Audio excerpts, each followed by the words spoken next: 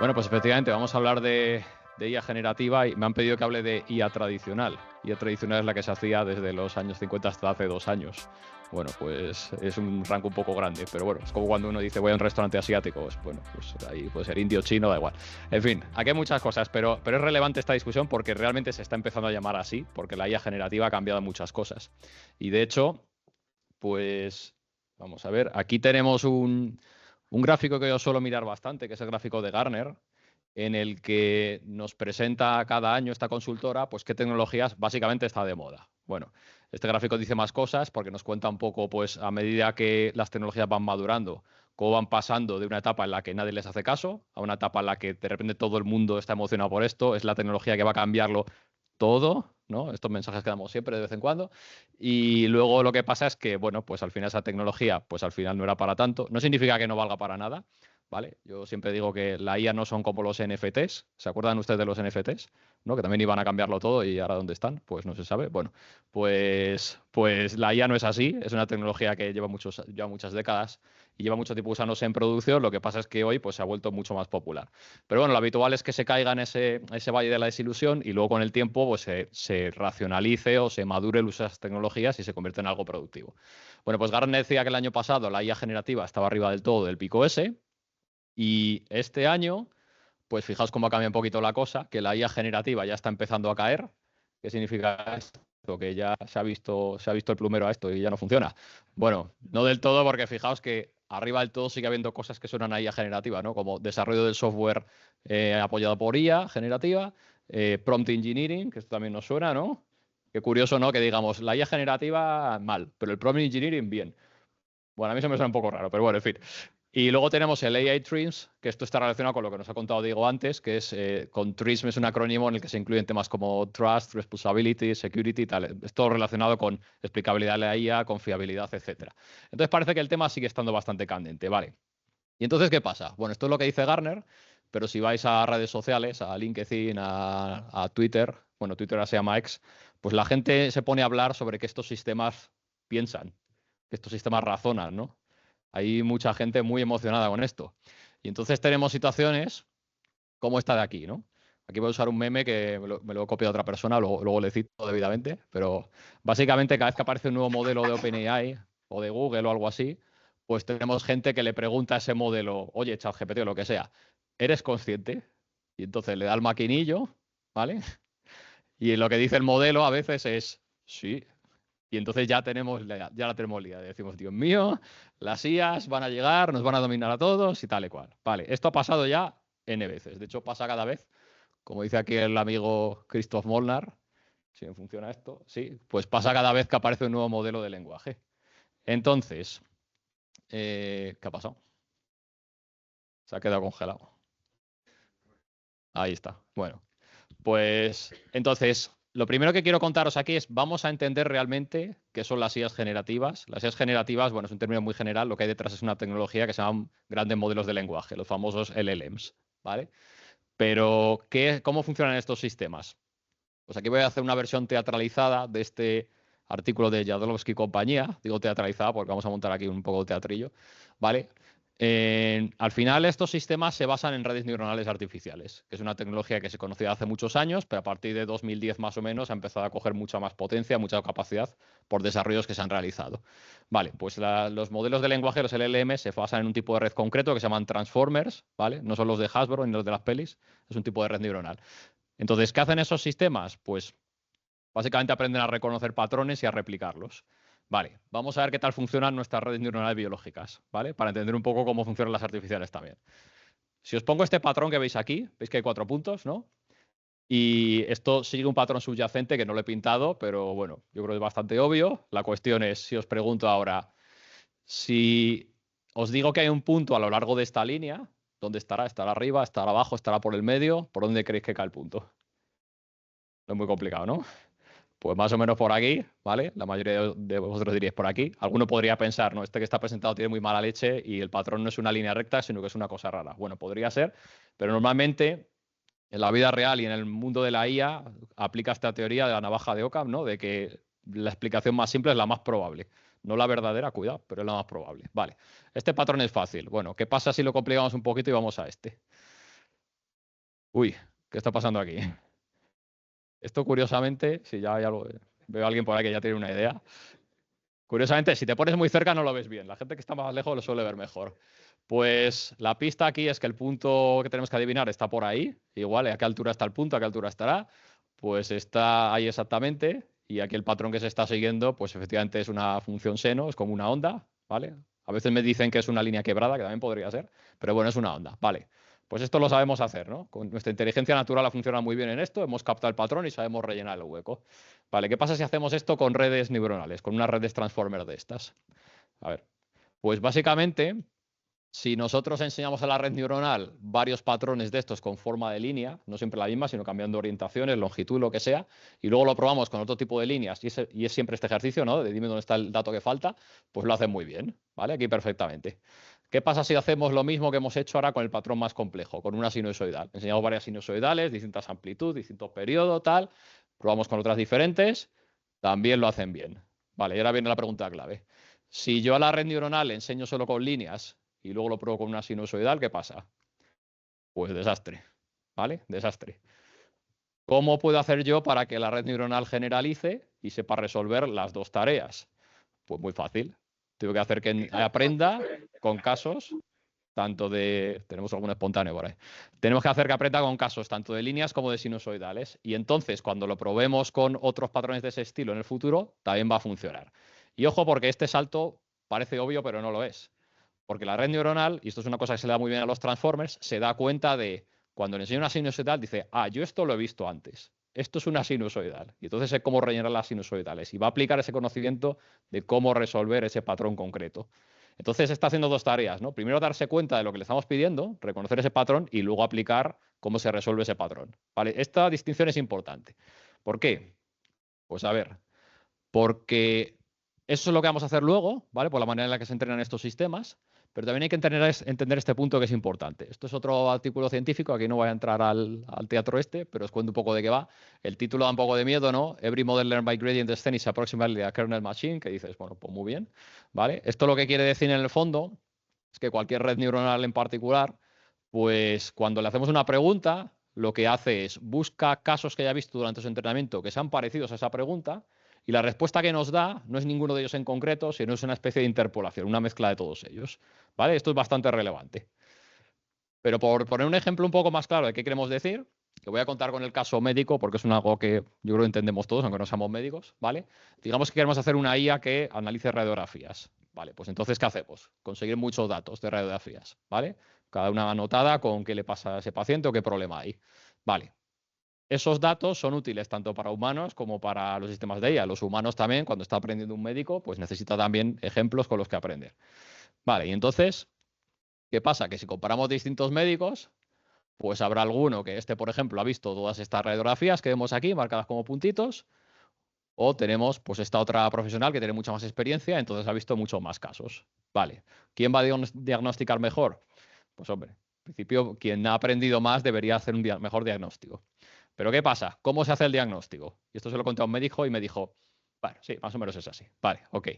Pues si llega un caso en el que resulta que se parece mucho a un caso que ya hemos visto antes, pues el diagnóstico que va a dar el médico es, no me complico mucho la vida, el diagnóstico es el mismo que el caso que yo ya conocía. Vale, muy bien.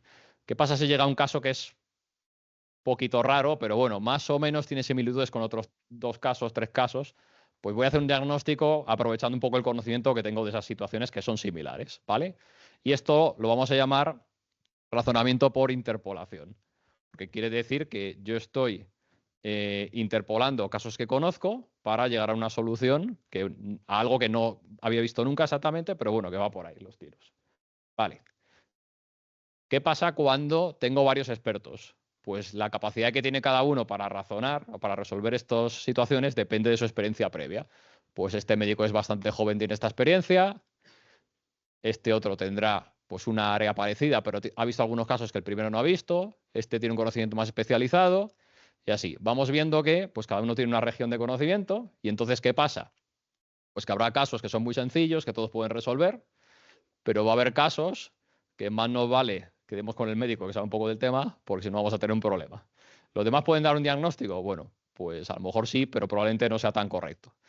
Vale, entonces aquí vemos que hay un problema porque los médicos no es tan fácil que compartan conocimiento. Obviamente lo hacen. Pues hay revistas médicas, hay congresos, etcétera, buenas prácticas, pero la comunicación entre humanos no es tan eficiente como la comunicación entre máquinas. ¿Por qué? Porque si metemos todos estos casos que conocen todos estos médicos en una base de datos, pues lo que podemos hacer es una interpolación de conocimiento entre todo, absolutamente todo. Y esto básicamente es una inteligencia artificial. ¿Vale? Lo que llamamos inteligencia artificial hoy día de hoy, por cómo las construimos, es una base de datos que es implícita, o sea, todo lo que ha visto durante su entrenamiento la IA implícitamente lo va memorizando, pero es que además la IA no solo es una base de datos, tiene esta capacidad de interpolación integrada. Por lo que hemos visto antes, cuando le hago una pregunta, va a buscar entre todos esos datos que ha memorizado, más o menos, porque no lo memoriza de manera exacta, y me devuelve una respuesta que es una interpolación de todo. Claro, ¿qué pasa? Que los humanos no solo hacemos esto también, pero hacemos más cosas. Si llega un caso que nosotros no conocemos de nada, un caso marciano, como vemos ahí, ¿qué hacemos? Pues podemos tomar decisiones no solo en base a lo que conocemos, aunque sea muy lejano, sino en base a pues todo, toda nuestra experiencia vital. O la creatividad, o la suerte, otro tipo de cosas. Entonces, esto es lo que podemos llamar razonamiento por extrapolación. ¿Y por qué es importante esta diferencia? Porque aquí sí que tenemos un factor clave entre cómo funcionan las IAs, cómo funcionamos nosotros. Nosotros se nos da bien generar conocimiento nuevo, a las IAs no, punto clave, ¿vale? Y podemos hacer razonamiento por extrapolación, que no significa que es lo que hagamos siempre. De hecho, hacer razonamiento por extrapolación es muy costoso, es muy difícil, pero hay gente que lo hace, porque hay gente que descubre cosas nuevas, ¿vale? Y la ciencia avanza y se escriben nuevas novelas y cosas así. Pero las IAs lo único que pueden hacer, aunque lo hacen muy bien, es agregar conocimiento existente de manera masiva, mucho mejor que los humanos, y luego hacer ese razonamiento por interpolación. Vale. Entonces, al final, como hay que ver, los sistemas de IA generativa, por mucho que le pongamos el apelativo de generativa, siguen siendo sistemas de IA. Entonces, en el fondo, cuando les hacemos una pregunta, lo que están haciendo de nuevo es este proceso. Van a buscar entre todas las peticiones parecidas que han visto en su entrenamiento, van a hacer una interpolación de todo eso y nos van a dar la respuesta con eso. O sea, es una especie de resumen de todo lo que han visto antes. Lo que hacen excepcionalmente bien es que una IA de estas de lenguaje, una IA que genera imágenes, en general te saca cosas bastante consistentes. Bueno, ya sabemos que las IAs de imágenes a veces sacan gente con 7 dedos y cosas así, pero ChatGPT escribe muy bien en español y en muchos idiomas. Es muy raro que cometa falta de ortografía, que te escriba algo raro. Y no te estás generando un texto que ya ha escrito, te estás generando una mezcla de textos que ha visto por ahí. Entonces, en esto son muy potentes. Vale. Con lo cual, el factor clave para saber si una IA de estas nos va a servir o no para un problema concreto de nuestro negocio, ya voy a aterrizar esto un poco más, es pues con qué datos ha entrenado. Básicamente esa es la clave. Porque si le preguntamos algo que no se parece a lo que ha visto durante su entrenamiento, como esto no extrapola, se lo va a inventar. Y ahí vienen las famosas alucinaciones del chat GPT, que te cuenta una batalla fantástica y se lo está inventando todo. ¿Vale? Entonces, la cuestión es de qué aprenden las IAs generativas. Esto es la clave para saber si a nosotros nos va a servir o no. Bueno, pues aquí cito a otro experto mundial en redes neuronales, que es François Cholet, y él lo que dice es que la gente suele pensar que los LLMs, las IAs generativas, aprenden de todo Internet. Vale. Y dice, eso no es verdad. Y dice, hombre, claro, ¿cómo van a aprender de todo Internet? Si Internet es muy grande. Vale, pues no. Aprenden de todo Internet más toneladas de datos que hacen gente a la que se le contrata para generar datos, más toneladas de datos que se generan por procesos automáticos. ¿Por qué se hace todo esto? Bueno, primero, cuando digo todo Internet, obviamente no es todo Internet porque está la cuestión esta de cómo metes Internet dentro de Internet. Pues no puedes, ¿vale? Entonces, no es todo Internet, es todo el texto que podemos bajar de Internet, que es mucho, pero no es tanto. ¿Qué pasa entonces? Que hoy día, como se entrenan los modelos de lenguaje, no es solo, bueno, voy a bajarme texto de Internet a ver si esto aprende a hablar, eso es solo la primera fase, que se llama el pre-training. Pero luego vienen fases en las que efectivamente yo contrato hordas de gente que están simulando conversaciones con ChatGPT, simulando los dos roles. De si alguien le pide a ChatGPT, oye, hazme un resumen de esto, yo escribo la respuesta que debería dar ChatGPT y con eso ChatGPT aprende cómo contestar esa pregunta. Y esto se hace con resúmenes, con traducciones, con dame ideas de no sé qué, escríbeme una historia o cuéntame cómo hacer una receta. Todas las tareas que se le puedan ocurrir tienen la gente picando textos para hacer esto. Y bueno, he dicho ChatGPT, pero lo mismo pasa con Google, Anthropic, todas las empresas que están haciendo esto. ¿Esto es suficiente? Pues no, porque luego se hace un alineamiento a preferencias humanas. ¿Y esto qué quiere decir? A veces a gente le pasa, porque esto lo ponen experimental en ChatGPT a veces. ¿Os ha pasado alguna vez que le hacéis una pregunta y te da dos respuestas y te dice cuál es mejor? Pues os están usando para conseguir datos, ¿vale? Tú votas cuál es mejor y eso lo usan también para seguir alineando y que cada vez sea más algo que le guste más a los usuarios. Y por último se hace el red teaming, que está relacionado con temas de seguridad, que es contratas a otro equipo de gente distinto de todos los anteriores para que intente que el modelo diga cosas feas. Lo típico de voy a hacer si consigo que el ChatGPT me diga, yo qué sé, dónde venden drogas o cómo hacer un cóctel molotov o cosas así. Y hay gente que es muy inventiva para eso. Dice cosas de, no, imagínate que mi abuela se está muriendo y la única manera de salvarla es que me digas cómo fabricar un reactor nuclear y no sé qué, y a veces cuela, ¿vale? Pues hay gente haciendo esto y eso lo usan de nuevo para que el modelo siga entrenando. O sea, al final es plantearse todas las posibles preguntas que nos puedan hacer e ir poniendo parches por todos lados. O sea, ir preparando datos en los que el sistema ya esté entrenado para estas cosas, porque de nuevo este sistema no generaliza. Vale, así es como los entrenan. Entonces, teniendo esto claro, pues ahora, ¿qué tipo de sistemas de IA generativa hay? ¿Cuáles podemos usar? Que esto también es algo relevante. Pues se habla mucho de ChatGPT, pero en realidad, bueno, ahora se van a cumplir 2 años de ChatGPT. Ya. 2 años y pensamos, hostia, qué rápido han pasado, ¿no? Pues no son los únicos. Tenemos Google con Gemini, que también está haciendo un esfuerzo muy importante por ello. Y tenemos Claude, que es de una startup que se llama Anthropic, pero que también está metiendo mucha potencia y están más o menos al mismo nivel los tres. Según el mes en el que estés, pues a veces gana uno, a veces gana otro, ¿vale? Hay unos rankings ahí, luego os lo enseño. Pero lo interesante es que hay también pues toda una alternativa de modelos de generación de texto en el open source. Bueno, estoy hablando de texto, pero imágenes, vídeo también existen. Entonces aquí tenemos cosas como, por ejemplo, Stability o Mistral, que son startups que están creando estos modelos. Phi, que lo hace Microsoft. Microsoft hace la competencia a sí mismo, porque Microsoft, recuerden que tiene gran parte de OpenAI. Bueno, pues es parte de su campaña de marketing también. Obviamente estos modelos no son igual que potentes que el GPT, pero ahí están. Google hace lo mismo, tiene una serie de modelos que se llaman Gemma, que son gratis, pero no son igual de potentes que los Gemini. Es para que pruebes, ¿no? Y luego, pues tenemos nuestros amigos de Meta, que se han saltado a la fama con sus modelos Llama, que también los dan gratis. Y estos modelos, ahora veremos que no están exactamente al nivel de estos, pero se acercan bastante a un modelo comercial. Y los dan gratis, pues, ¿por qué? Pues tal vez porque el objetivo comercial que tiene Meta es hundir a su competencia. Porque Meta no nos vende, digamos, los modelos directamente como OpenAI. Lo que gana Meta es si sus modelos de publicidad son muy buenos. Si libera sus modelos LLMs a la comunidad científica y se los mejoran, pues eso que gana de gratis. Y además así consigue hundir y que Google y Microsoft no ganen tanto dinero. O sea que parece que va un poco por ahí los tiros. Y bueno, luego hay startups también de otros que no son de Occidente, ¿no? Pues como por ejemplo Falcon, que lo crea un instituto de Emiratos Árabes, o Quen, que lo hace Alibaba, que es una empresa china, pues también están creando modelos bastante potentes. Vale, ¿por qué es importante esta disyuntiva? Pues bueno, porque a día de hoy los modelos comerciales pues son baratos, es fácil conectarte a ellos, pero digo a día de hoy, porque si se miran, a ver, esta gente no da detalles de qué infraestructura tiene, pero debe de ser descomunal. O sea, los gastos que deben estar teniendo a día de hoy para que todo el mundo pueda usar gratis el chat GPT deben de ser del orden de, si digo cientos de millones, creo que no exagero, ¿vale? Entonces, algún día los precios subirán probablemente. Hoy día no les interesa para captar público y también para competir contra las otras empresas. ¿Qué ventajas tienen también las IAs open source? Pues que las podemos desplegar en local. Y esto no aplica en todos los casos de uso, pero hay entidades en las que dicen, oye, yo necesito una especie de chat GPT interno sobre mis documentos, pero mis documentos no pueden subir a un cloud o no pueden salir de mi CPD. Son casos un poco raros. Por ejemplo, en el sector de salud pasa mucho también. Oye, los datos del hospital no pueden salir del hospital, impepinablemente. Ya está, por regulación o por lo que sea. Pues aquí puedes utilizar este tipo de sistemas. Entonces, pues es una alternativa que te da más flexibilidad y más seguridad. ¿Cómo comparan contra los sistemas comerciales? Pues para esto hay un ranking. Hay un ranking que se llamaba, antes se llamaba Chatbot Arena, ahora se llama LM6 Chatbot Arena, lo iban cambiando de nombre. Pero bueno, si buscáis Chatbot Arena lo encontráis.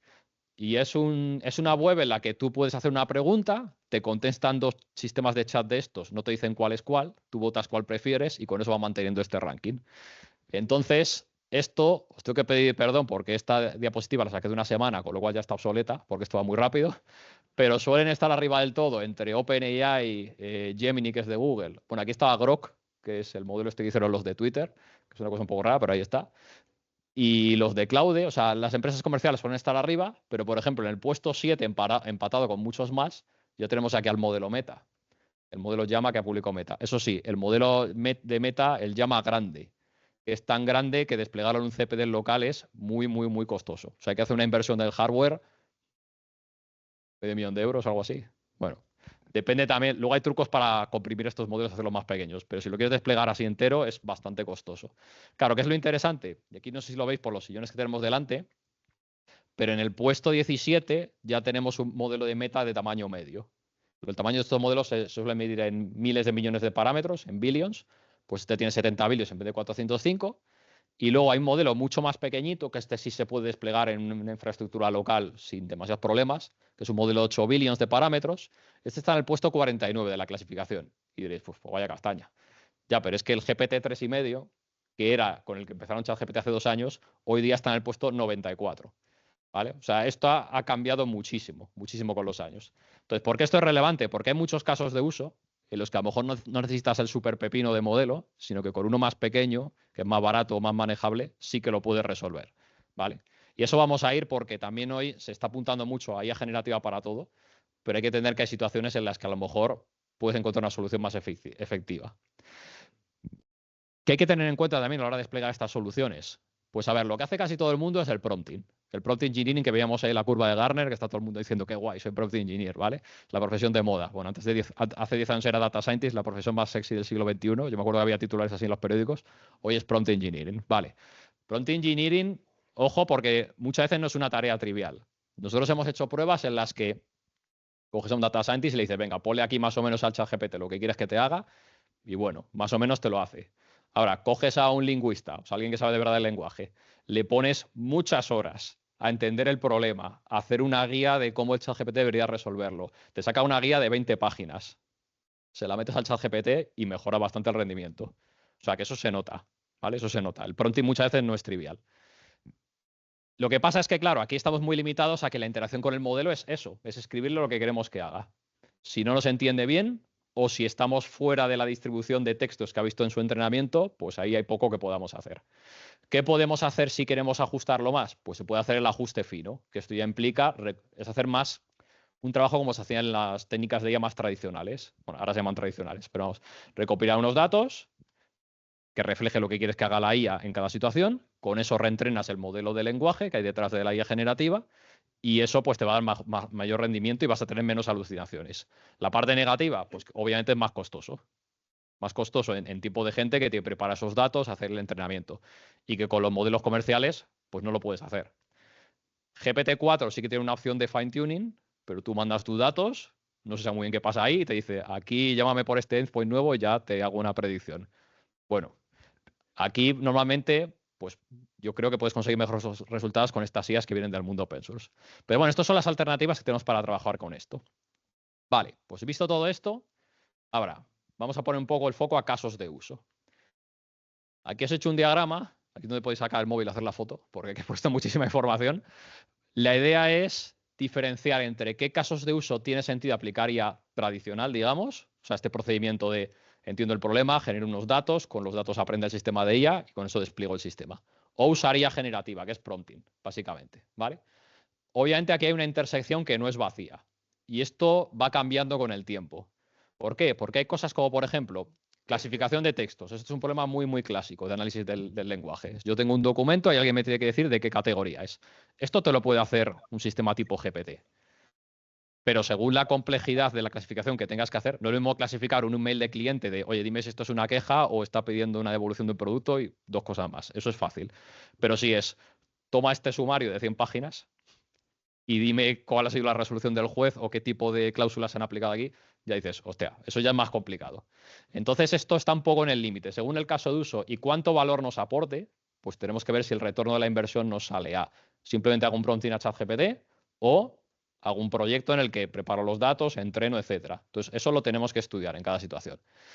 ¿Qué pasa? Que también hay casos en los que a día de hoy no tiene sentido usar la IA generativa, que son los que están arriba. Por ejemplo, si trabajamos solo con datos estructurados, no estamos hablando de imágenes, texto y tal, no tiene sentido meter este tipo de sistemas. Porque, primero, ¿cómo le pasas la tabla a ChatGPT? Bueno, la paso un CSV y se la enchufo. Buena suerte con eso, ¿vale? Porque eso no se le da tan bien. Y sobre todo porque muchas veces ese tipo de problemas para algo como alguna empresa de logística se nos ha acercado y nos ha dicho, oye, quiero predecir las demandas de productos que van a tener mis clientes o algo así, para yo optimizar los transportes. De eso ChatGPT no sabe nada, porque esa información no está en Internet. Entonces, tiene sentido utilizar una estrategia más tradicional. Hay muchos casos de este estilo, ¿vale?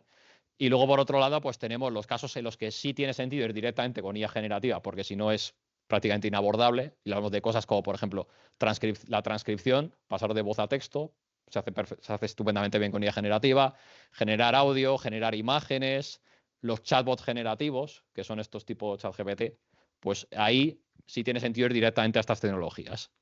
Vale. Por hablar de algunos casos de uso concretos. Bueno, perdón, se me olvidó comentar esto. Lo he mencionado antes brevemente, pero una vez más, hacer énfasis en este tema. Los sistemas más clásicos de IA, los no generativos, la idea es que tenemos que entrenarlos en cada caso, con lo cual son sistemas específicos. Eso significa que están muy afilados a un caso de uso y probablemente en ese caso de uso den mayor rendimiento. Hay que ver, porque también los sistemas que ya vienen de IA generativa preentrenados con muchas cosas saben hacer muchas cosas. Entonces, de nuevo, en casos muy sencillos donde el ROI está muy ajustado, pues a lo mejor es mejor ir a un sistema generativo en el que mis costes de desarrollo no son tan grandes. Pero si vamos a IA generativa, pues tenemos el otro lado de la moneda. Es un sistema muy general, vale para muchas tareas, pero hay que tener en cuenta que la profundidad a la que pueden llegar estas tareas pues también está limitada. Esto ha ido mejorando en los últimos 2 años notablemente, o sea, respecto al ChatGPT primero al que tenemos ahora, la diferencia es muy importante, pero en general esta distinción sigue pasando. ¿Vale? Entonces, casos concretos que quería comentar para un poco iluminar lo que está pasando. Ya he comentado el de la clasificación de textos, como os decía. Nosotros históricamente esto lo hemos venido haciendo con IA más clásica, hoy ya estamos haciendo algunas pruebas también con IA generativa y la moraleja es un poco la que os he contado. Según qué retorno de la inversión tengas en el desarrollo de esto, pues a lo mejor merece mucho más la pena hacer un modelo especializado, ¿vale? Entonces es algo que hay que estudiar en cada caso. Luego tenemos cosas como el QA extractivo, que esto no se conoce tanto, pero es algo que te puede resolver la papeleta en muchas situaciones. Es que básicamente al usuario le das una caja de texto para que pregunte lo que quiera en texto libre, pero la respuesta no la da un sistema generativo. La respuesta se consigue de buscar en un documento dónde está el texto que contesta ese usuario y básicamente le dices, mira, en este documento, en este párrafo. Ya está. Esto está más limitado que un sistema tipo chat, pero lo bueno es que no puede alucinar, porque le estás obligando este es un documento que yo ya he revisado, yo sé que es bueno, márcame dónde está la respuesta.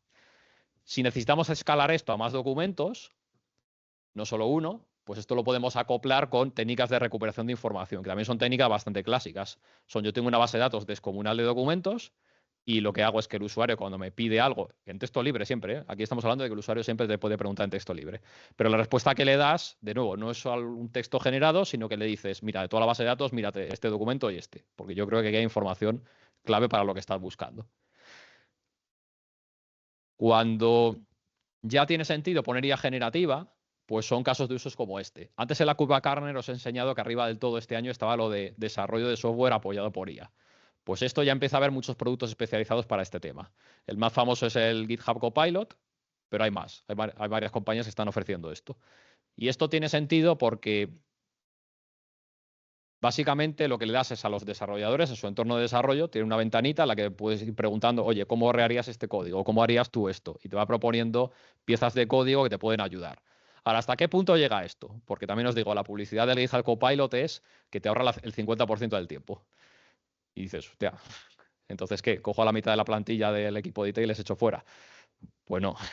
No, porque para empezar, el equipo de IT no solo hace desarrollo de software, hace otras cosas, obviamente, pero también porque, bueno, de esto estuvimos haciendo un estudio comparando según la dificultad de la tarea de desarrollo de software, qué tal lo hacían los humanos, qué tal lo hacían los LLMs, y esto básicamente, la dificultad se mide de 8 a 1, 8 es lo más fácil, 1 es lo más complicado, y estos son tareas que no nos hemos inventado nosotros, son tareas de una web de competiciones de programación. ¿Vale? Esto lo probamos con 15.000 tareas diferentes. Y lo que vemos es que en las más fáciles, pues los humanos, básicamente el 68% de los que empiezan una tarea la terminan, que no quiere decir que es que solo el 68% de humanos puedan resolver esta tarea, es que muchos dicen, bah, ya la haré otro día y luego no la hacen, ¿vale? Y los modelos de lenguaje resuelven el 81%, o sea que parece que son mejores. Claro, ¿qué pasa? Que a medida que aumentamos la dificultad, veis que esto se va igualando y en las tareas realmente duras de programación, las de no vas a un libro de programación y está la respuesta, sino búscate la vida, chaval, que esto no se sabe cómo resolverlo. Te lo tienes que currar bastante. Pues aquí los modelos de lenguaje, pues pinchan. Claro, pinchan si les pides, dame la solución completa, eso no lo saben hacer. Si le vas pidiendo, oye, hazme una función para esto, hazme una función para esto, y tú vas colaborando, ahí sí que te pueden ayudar, ¿vale? Y me he centrado mucho en esto porque, claro, a mí lo que más me afecta, porque yo me dedico a programar también, aparte de dar estas charlas, entonces veo que estas IAs te pueden ayudar en esta colaboración a ser más eficiente. Pero tened en cuenta eso, no te resuelve 100% la papeleta, simplemente te están ayudando. ¿Dónde vemos que sí que se están desplegando muchos IAs de IA muchos sistemas de IA generativa? Pues hubo combinación de todas las cosas que hemos visto antes. La arquitectura de IA generativa que más éxito tiene a día de hoy es la que se llama RAG, de Retrieval Augmented Generation, y probablemente la hayáis oído alguna vez, ¿no? Porque lleva ya más de un año dando vueltas. Pero estamos viendo que muchas empresas están interesadas en esto para hacer una especie de chat GPT interno. ¿Por qué? Porque combinan las tecnologías anteriores. El usuario tiene un chatbot con el que puede hablar en lenguaje natural, puede hacer varias interacciones, pero al sistema de IA generativa tú le estás obligando a que la respuesta no lo tiene que dar con lo que ha preaprendido de Internet o de esas bases de datos que hay por ahí, sino que le obligas primero a recopilar documentos de una base de datos curada que tú ya tienes controlada, y lo que le estás pidiendo al chat es no contestes directamente al usuario, sino contéstale en base a los documentos que has recuperado. No te quita 100% las alucinaciones, pero sí que te alinea un poco más con que no se vaya por ahí, que te conteste cosas dentro del tema, etcétera. Entonces, esto, os digo que le están pidiendo mucho porque, de hecho, hace 11, 10 meses más o menos, hicimos un estudio en un sector de negocio concreto, no me dejan decir cuál, pero bueno, a lo mejor algunos de los que estáis aquí os cae cerca, en el que miramos básicamente en prensa, las entidades más grandes de este sector, que habían declarado que estaban haciendo con IA generativa. Y la gran mayoría, como veis, estaban haciendo chatbots de este estilo, chatbots abstractivos. Algunos con RAG, otros sin RAG, pero en general algo que pudieran usar internamente para que sus empleados, los helpdesks, los técnicos, resolvieran dudas. Algunos son muy atrevidos y lo quieren poner de cara al público. Bueno, cuidado con eso también, porque ya sabemos que los sistemas alucinan y no son 100% seguros, pero bueno, ahí están. Y en los demás casos de uso, pues tenemos una cola muy larga de cosas como clasificar documentos, asistentes de código, extraer información, etcétera. ¿Vale? Algunas compañías dicen que están haciendo IA generativa, pero están haciendo chatbots de los que llevamos haciendo 10 años, de los que siguen un guión. Bueno, vale. Todo el mundo se quiere poner la medallita de IA generativa, tampoco está mal, pero bueno, eso es lo que tenemos, ¿vale? Entonces, a día de hoy, estos son los casos de uso que se están aplicando.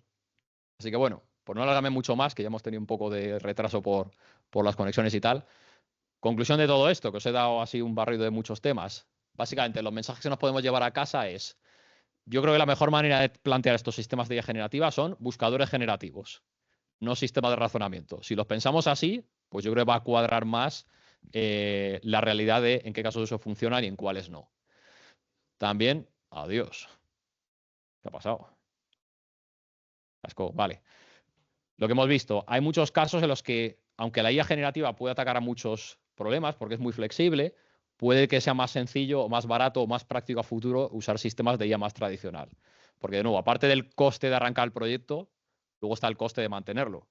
Si tú tienes un sistema pequeñito, un módulo de IA local, pues el coste es el de tus máquinas. Si dependes de un proveedor externo, dependes de las tarifas que te vaya poniendo. Sí. Este mensaje va un poco para mi casa. Obviamente yo barro para lo mío, pero creo que entendí lo que quiero decir. También no nos olvidemos que las alucinaciones no se pueden evitar al 100% y no se van a evitar al 100%. ¿Vale? Da igual lo que diga Sam Altman o la gente de OpenAI de que esto va a seguir creciendo.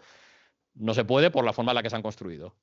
Si hay algún salto significativo en sistemas de IA, que hoy no sabemos cuál es, y cambia la forma en la que se construyen, pues a lo mejor esto puede pasar, pero hoy día no va a pasar. Tened en cuenta también esta alternativa a los modelos open source, que tienes más el control, son más seguros, los puedes desplegar en local.